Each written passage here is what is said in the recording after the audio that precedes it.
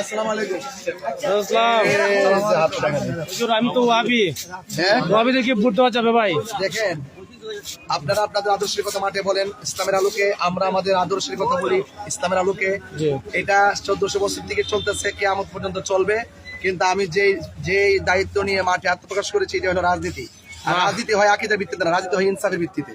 সুতরাং আমি যখন রাজনীতি করব, ইনসাফের ভিত্তিতে করবো। আপনি তো দলিল দিয়ে কথা বলছেন না, যারা ওয়াবি খেসে করা যাবে না। এটা আমার কথা না, এটা দলিল। এটা হলো যাদের আকীদার মধ্যে কোনো কথা আমার মতো থাকে। এটা আল্লাহর হাবিব সাল্লাল্লাহু আলাইহি ওয়াসাল্লাম নিজে বলছেন। আপনি তো ওইজন না আপনি তো ওইজন ওয়াবির জানাজা যখন যেত না, ওয়াবির সাথে তোমার সাহায্য যেত না, ওয়াবির সাথে যাচ্ছে তখন যাবে না, এগুলো তো আপনি বলছেন না। এটা কেন বলছেন আমি বলবো।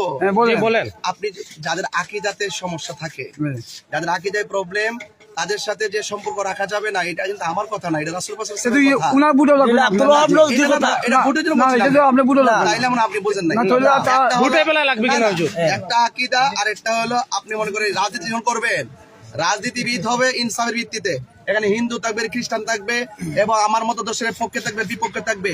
আমি যখন রাজনীতি করব, তখন আমাকে ইনসাফের ভিত্তিতে ধর্ম, বর্ণ, দল, মত নির্বিশেষে সবাইকে নিরাপত্তা দেওয়া হলো প্রতিনিধির দায়িত্ব।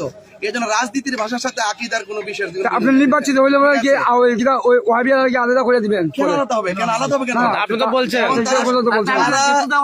না না না, অবশ্যই না, এটা আপনাদের ভুল ধারণা। না, যেহেতু আপনি বলছেন কি মানে এগুলা করা যাবে না ওয়াবিদের সাথে, মানে আমাদের না, এটা তো আমি এক সেকেন্ডের হোক, উনি বলছেন উনার কথাটাই তো সত্য, উনি কিন্তু আলিম মানুষ, আর মিথ্যা বলছেন না। আচ্ছা, আপনি কি?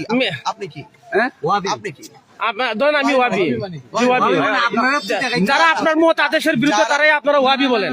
আমার মতাদর্শের ভিতরে জি, আপনার যে আকীদাতে চলেন, এই আকীদার বিরুদ্ধে যারা চলে, আপনি তাদেরকে ওয়াবি বলেন। আচ্ছা, যারা আমাদেরকে তো অনেক মাজার পূজারি বলে, তারা কেন বলে?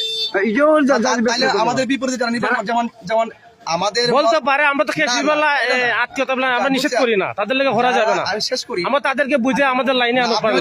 মানুষ তো আকীদা বুঝেন কম, এই জন্য হয়তো বুঝতেছেন না। কিন্তু আপনি যদি আলিম হইতেন তাহলে বিষয়টা বুঝতেন।